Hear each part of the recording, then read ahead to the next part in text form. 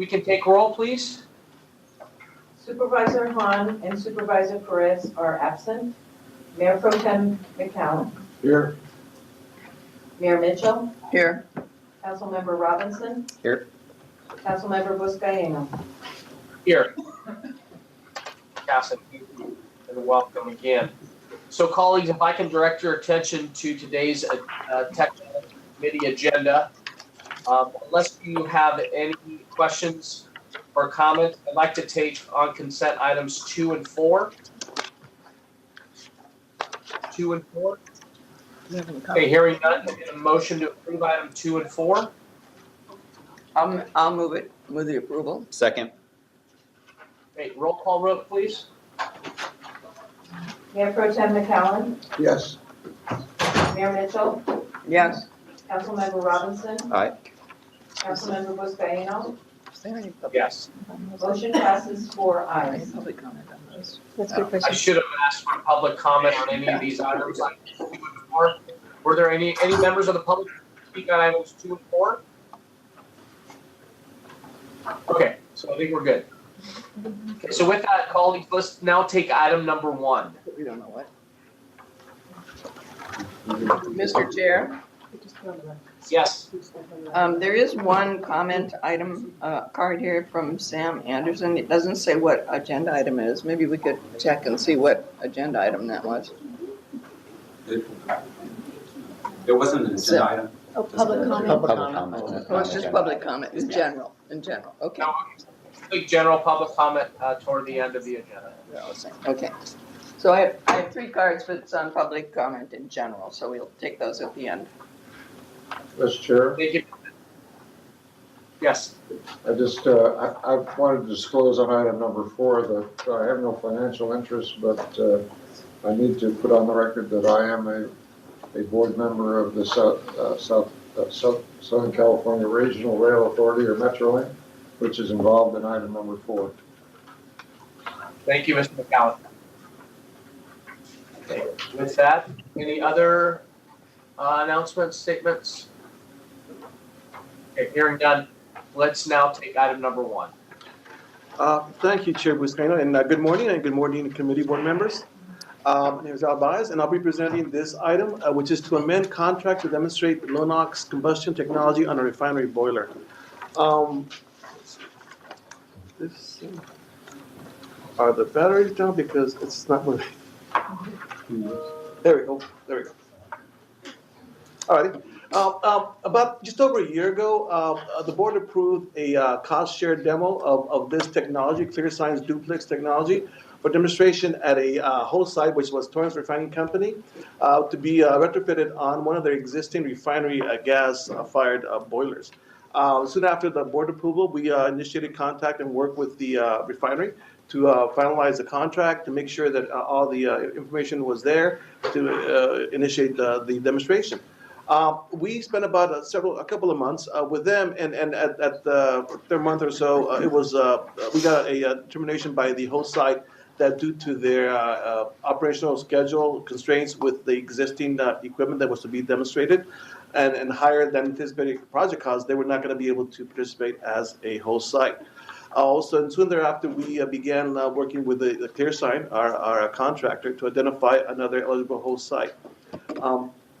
Quick background on the technology. The duplex technology is a unique porous ceramic matrix type of technology that initially is heated to a certain temperature, like glowing hot red, and then at that point the burner is turned off and the gas is injected into that ceramic porous substrate, and the gas ignites. It ignites, but at low temperature, so achieving very low NOx emissions, which is one of the sites that we demoed this was at was actually done before, was at a boiler, a small refinery heated boiler up in the San Joaquin Valley, and that achieved a very impressive 2.5 to 4.5 emissions of NOx without use of urea or any SCR. So it's very impressive technology with a lot of potential.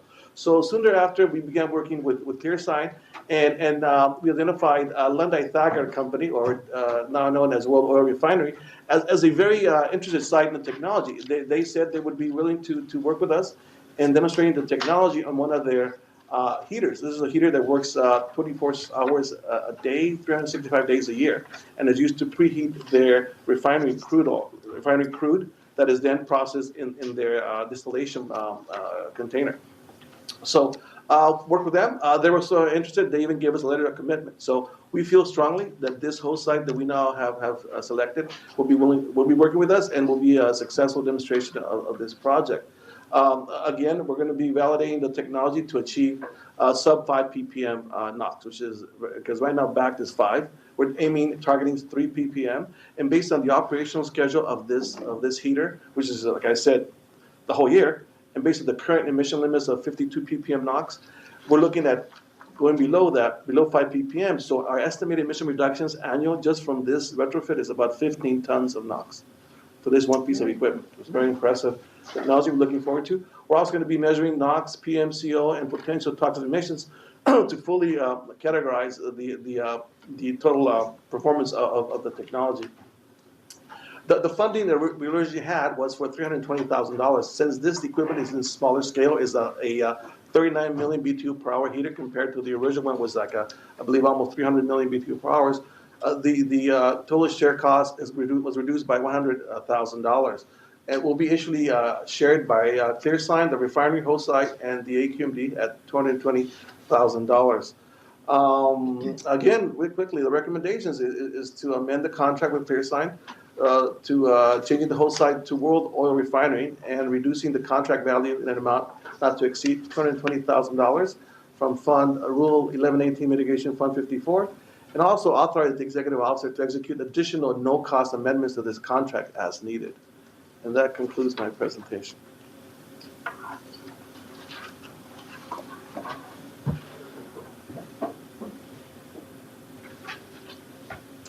Okay. Found it. Trying to find that arrow. Thank you for your presentation. Al, any questions or comments, colleagues, on item 1 that's before us now?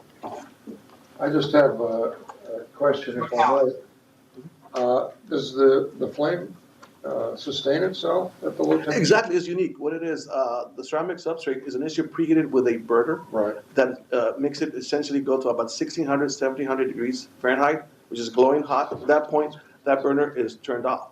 Immediately, combustion gas, natural gas, is fueled onto that glowing substrate. When the gas touches that substrate, it ignites and maintains this low flame that's like a radiant heat, but because it's at a low temperature, it's much reduced NOx being produced. So the low flame keeps the substrate hot enough to... Exactly. The flame is anchored to the substrate, exactly. Interesting. It's very similar to radiant burners where Yeah. the ceramic keeps it hot enough to sustain combustion. Very unique technology. Where is World Oil Refining? They're located in Southgate. In Southgate. Yeah. I will move approval of the item. Sorry. Okay, with a motion to approve in second. Before I take a roll call vote, items like this that comes before us, colleagues and staff, reminds me as a kid growing up in San Pedro. I never forget those days where the refineries were spewing black smoke and flaring and polluting our communities in San Pedro and Wilmington and the adjacent neighborhoods. So we have come a long way. I'm really proud of the technology that's come forward and doing all we can to reduce pollution efforts, types of technology. So really proud of how far we've come, and but remind ourselves that we can do more. So with that, any member of the public wishes to speak on this item? Any cards? No. No. No cards. With that, we have a motion to approve and a second. A roll call vote, please. Mayor Pro Tem McCallum, Yes. Mayor Mitchell, Yes. Councilmember Robinson. Aye. Councilmember Buscaino. Aye. Motion passes 4 ayes. Thank you. With that, let's now take item number 3. Item number 3 is now before us.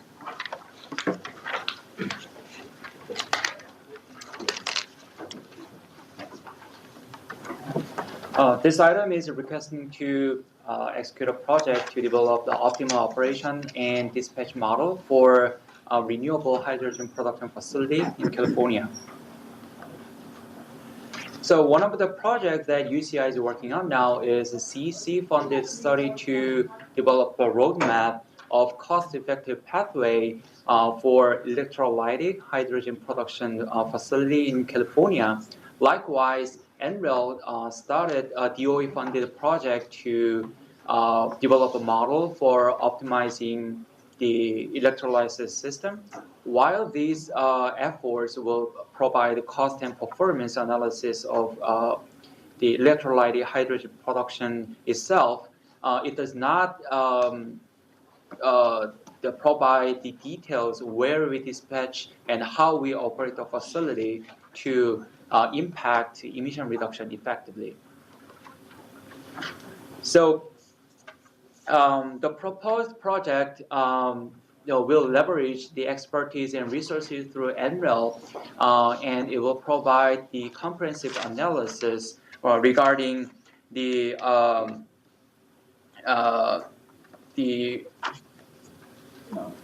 electrolysis technology, which is one of the promising pathway to produce renewable hydrogen.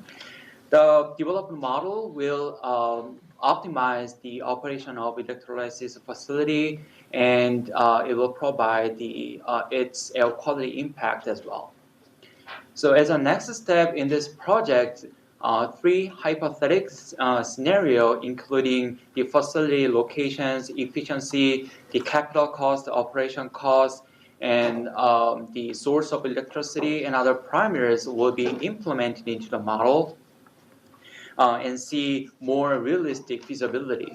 So one hypothetical scenario is producing renewable hydrogen using the renewable wind, solar electricity.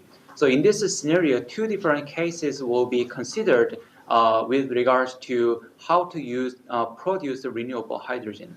One option is injecting this hydrogen into natural gas pipeline, and the other option is delivering the hydrogen to the hydrogen fuel station for fuel cell vehicles. So these 2 different cases will be evaluated from the emission reduction and cost effectiveness perspective. The second scenario is the producing the renewable methane, combining the carbon dioxide from the anaerobic digester with a electrolytic hydrogen. So this process is one pathway to digest carbon dioxide from the organic waste in landfills. The last scenario is combining electrolysis facility with 50 megawatt solar project near Bakersfield to produce renewable hydrogen or methane. So this research in this project, is one of the missing puzzle for the grid to gas technology, especially to digest the excessive electricity during the daytimes. So this also will leverage the ongoing UCI's research project regarding the industrial scale fuel cell and injecting hydrogen into natural gas pipeline project, which is that SCAQMD is supporting now. So in support of this project, the requested fund from SCAQMD is $100,000, and the total project cost is $500,000. The staff recommend execute an agreement with UCI for this project with $100,000 from Cleanfield Fund. Thank you. Thank you. Colleagues, any questions? I'm puzzled. Yeah. Okay, so we're going to model 3 scenarios. The first one is you start with renewable energy and you convert it to hydrogen through electrolysis. So let's step back and give just a little bit of background. So one of the more promising ways to produce renewable hydrogen. So most hydrogen is produced through reformation of natural gas, which is kind of a low temperature combustion process. But that's not renewable because you're just taking natural gas, a fossil fuel, splitting it into hydrogen, water, CO2. So one way to do that renewably is if you use renewable electricity, so solar, wind, and you use an electrolyzer which splits water into hydrogen and oxygen. Typically, though, the round trip energy efficiency is very poor. But if you have excess electricity, like at nighttime with wind, or for example in Europe they're doing this already because they have excess solar and wind. They call that power to gas. So they take the excess power, produce hydrogen, and then in Germany and other places they're injecting that hydrogen back into the gas pipeline. So it helps create a renewable or partially renewable fuel of their natural gas. So they're reducing the carbon intensity of their natural gas. One of the few ways that some of the kind of hydrogen supporters are looking at doing large-scale energy storage is comparing electricity produced or hydrogen produced by electricity in storing that hydrogen and then recalling that when you need to produce electricity. So it's just a reverse electrolysis process. And that is much more efficient than, say, storing that electricity in batteries, because batteries is too expensive, and the scale at which you would need to store it is phenomenal. So there are some proponents that if you want to do seasonal shifts of electricity, you might want to do hydrogen storage, like in an underground storage facility such as Aliso Canyon, something of that nature. But the way to dispatch it is kind of under dispute. And so UCI is considering or asking for support with the National Renewable Energy Laboratory to say, let's look at specific scenarios by which you would dispatch that excess electricity and then use it in different forms. So one that Sangblom just mentioned is, should you use that hydrogen for transportation? Does that make more sense in terms of emissions benefit? Or should you put it into the pipeline where you reduce the carbon intensity and then you use that in your normal appliances? And they'll look at two other specific scenarios. And so this is just a way by which you could use potential excess generated renewables and you use that for a different purpose as opposed to just storing in batteries. So you end up getting renewable natural gas. That's one of them. That's what we end up with. Right. Okay. And using CO2 that may be emitted otherwise. Right. In the same scenario. And so this is something that the gas company has been promoting to reduce the carbon intensity of their grid is by using renewable hydrogen. They've been calling it power to gas. So whenever you hear that term, that's kind of what they're suggesting. Electrolysis, hydrogen into their pipeline. And you also might have hydrogen for hydrogen fueling, for fueling fuel cells. Yes. Right, but then you also have to do the compression to the higher pressures, and so UCI is going to look at all of those different parameters and say, well, does it make more sense to do that, or is there some kind of balanced split where it makes the optimum sense in terms of air quality? Okay, great, thank you. I understand it better now. Thank you. It's very cool. You guys get to work on some fun stuff, and it's whenever I see UCI come into this, I'm just one of the brightest minds I've ever been around has been Dr. Samuelson, and his students, you being one of them, are just incredibly impressive. So I have no doubt in my mind that the feasibility of this is going to come to fruition. But I'm glad to see we're looking at the cost impacts and things like that, how we can really make this happen at a cost-effective rate. We all understand where the hydrogen fueling right now for vehicles and things like that is just astronomical, and it's one of the big challenges for adoption. So looking at that aspect, I think is going to be really important. Glad to see that's part of this. Thank you. Any others? Any member of the public wish to speak on this item before us? Item number 3, please come forward. Okay, hearing none, I entertain a motion to approve item number 3. I'll move the item. Second. Moved and seconded. Roll call vote, please. Mayor Pro Tem McCowen, Yes. Mayor Mitchell, Yes. Councilmember Robinson. Aye. Councilmember Buscaino. Aye. Motion passes 4 ayes. Thank you, ma'am. And with that, any other business for this committee? Mr. Chair, just I wanted to bring up, we get to be involved in a lot of cool projects on the technology committee. There's obviously a big focus on mobile sources, part of our AQMP and things like that. I know that a lot of us get down into the port with some frequency. I know some of us live very close, some not so, but I think that it would be really interesting sometime this year to do a tour, do a field trip down there, focusing on some of the specific projects that we're involved with. So maybe with Pacific Harbor Line on the rail side, maybe something on the ship side, and something on the trucking side. So I just wanted to bring that up in other business here, and if any of my colleagues are interested, maybe we could have the staff try to put something together. I know all of our schedules are really challenging and busy, but I think there'd be a lot of value in seeing this actually happening rather than just our boats. It's a good idea. Yeah, I agree. We can make that happen, for Good. sure. Yeah, Yeah. we work very closely with the Technology Advancement Program there, the TAP program with the ports, and as you mentioned, so we just went through our Clean Fuels Research Development Demonstration annual review with our advisors yesterday, and I think that's the same comment they made is we have a whole suite of technologies that we've been pursuing for a long time, many of which are now coming to fruition, so it's a good time to go out and kick the tires and see the technologies in practice. So I think there's lots of opportunities for us to do that. We'd be happy to get that together. Great.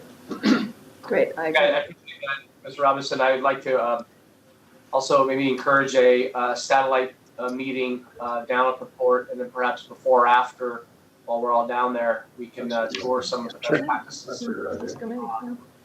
Something we can schedule sometime in 2019. That's Great, great idea. Any other business? We have a number of, we have a number of public comment cards, Mr. Chairman. Let's take the general public comment now. Ms. Mitchell, I'll defer to you now. If you can call up members of the public to speak on a non-agenda item. All And we'll right. give each person 2 minutes to speak. Okay, 2 minutes, because we've got 3 on the, Paul? can we change He that? can fix that. Sorry, 3 minutes. 3 minutes. Oh, we Three is got, fine. we got it changed, okay. The first one is, it looks like Sam Anderson, do I have that right? Mr. Anderson.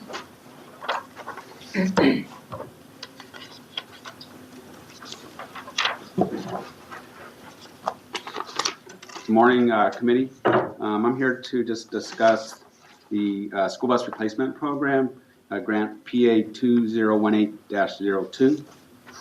My name is Sam Anderson, and I'm the transportation manager for the Redlands Unified School District in San Bernardino County.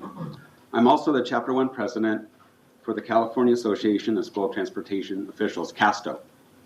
As transportation manager and chapter president for CASTO, the safety and well-being of our children is priority 1. And Redlands Unified School District has been a partner of the SCAQMD for the past 17 years, providing clean fuel burning vehicles for the communities that we serve, Redlands, Mentone, Loma Linda, and Highland.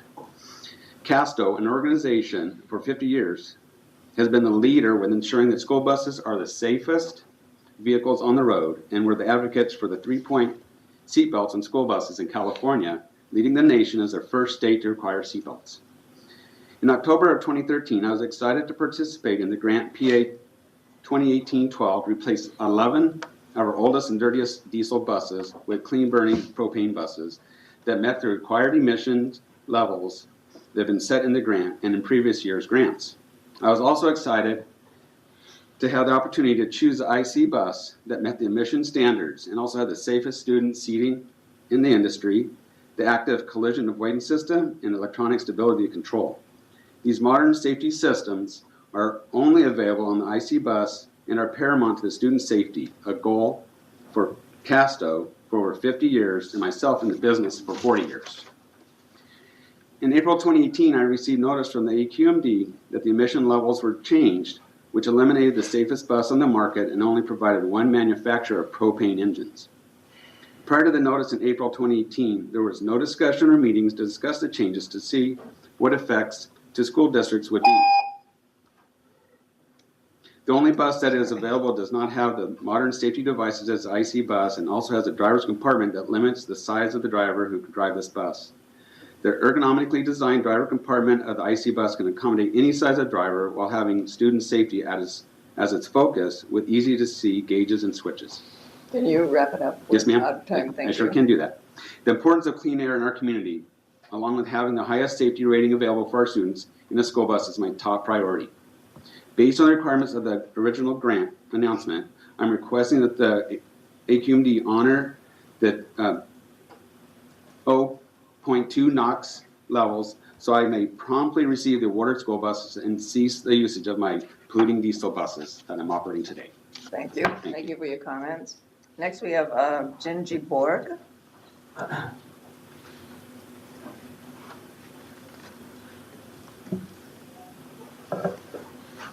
Go ahead and start. It says 3. Are we going to do 3 or 2, 2? Paul, please. I thought you just 3. Okay. Oh. It's 2. It's 2. Okay, go ahead. Okay. Like you said, my name is Gingy Borg. I'm Director of Transportation at Ocean View School District, and we proudly serve Huntington Beach, Fountain Valley, Westminster, and Midway City. In Orange County, I'm also known as the principal of the bus drivers if you talk to the kids. I'm the Chapter 2 Orange County Casto president, and I am very involved in promoting safety for school bus drivers. I've been an instructor for many years. Prior to that, I've been a commercial driver for almost 20, and originally trained on a 1970 dirty diesel Crown bus. It's been amazing to see with the partnership of the AQMD, the changes in clean emissions in buses, cleaner diesels, CNG, and now we're so excited about the propane. Like Sam, I was also very excited about getting a superior product for a much more affordable price. So was my fiscal director and my deputy superintendent. If you saw on the Today Show on NBC, they showed not only the crash tests of the seats and the superior quality on the IC bus, but also the crash mitigation system. My board is very excited about these systems, and I would really like to respectfully request that you consider these things. My mechanics are very excited about this purpose-built engine. My drivers are very excited about a driver's compartment that was actually designed with drivers in mind. All drivers, from my 6'4" mechanic that gets behind the wheel down to my gals that are just under 5 foot. Like I said, I respectfully request that you consider going with the emission standards that the grant was originally proposed with. Thank you. Thank you for your comments. Next speaker is Donna Wittenberg.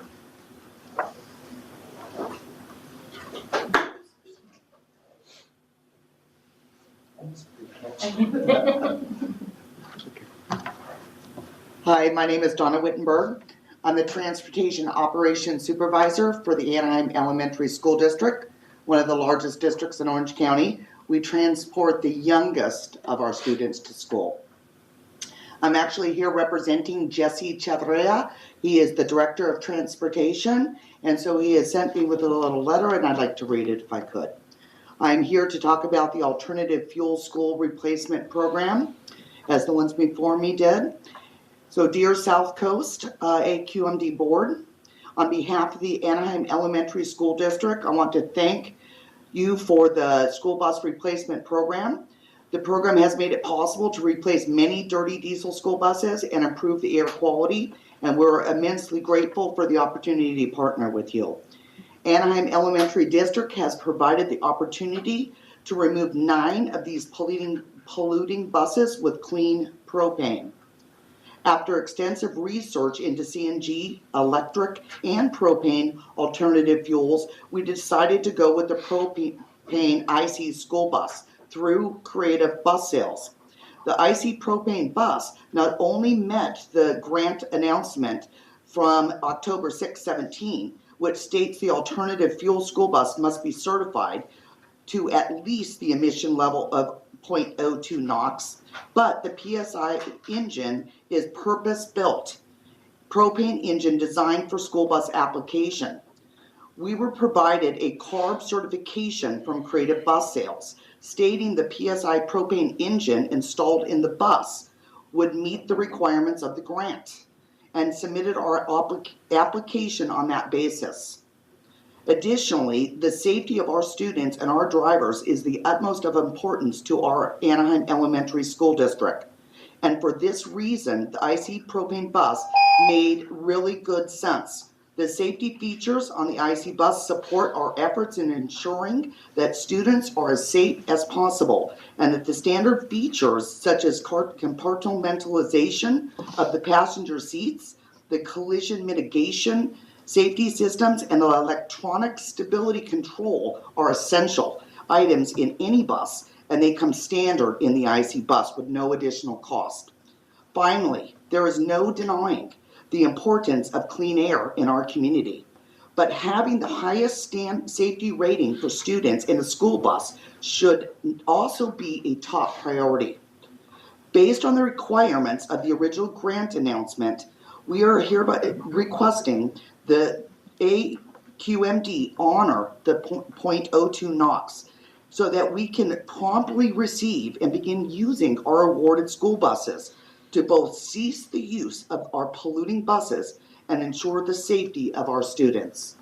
Thank you for your comments. You can submit the letter as well if you'd like. Thank you. And I will take it into consideration. Javier Rodriguez.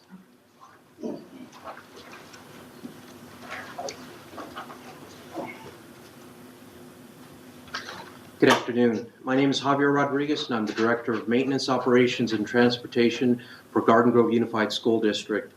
We have a bus fleet of approximately 121 buses. 50 of those buses are alternative fuel right now. We're using CNG. In the spirit of brevity, with all the other comments that have been made, it's basically also tapping into the grant of PA 2018-02. Would like to request that the original NOx be accepted of that 0.02. The review of the due diligence that our school district has done to review both the engine compartment, reviewing various of not only our mechanics but local mechanics, of reviewing the engine of both what's been proposed of the IC bus, which was an engine built specifically for propane, and the other alternative of the Roush engine, which is a gas engine converted to a propane engine. Coupled with the fact of the driver's compartment, which is a big issue for our school district, we have a strong union. And if we were to get that bus into our district and have our bus drivers be forced to drive that school bus, it would definitely complicate things for the district. It would definitely cause a lot of issues that we're concerned about in the future. Also, we're also trying to look for alternative fuels and not, in a sense, put all our eggs in one basket of only having one fuel source. We're trying to do multiple fuel sources. We're also looking at alternative electric buses in the near future with a couple of various grants that are coming forth.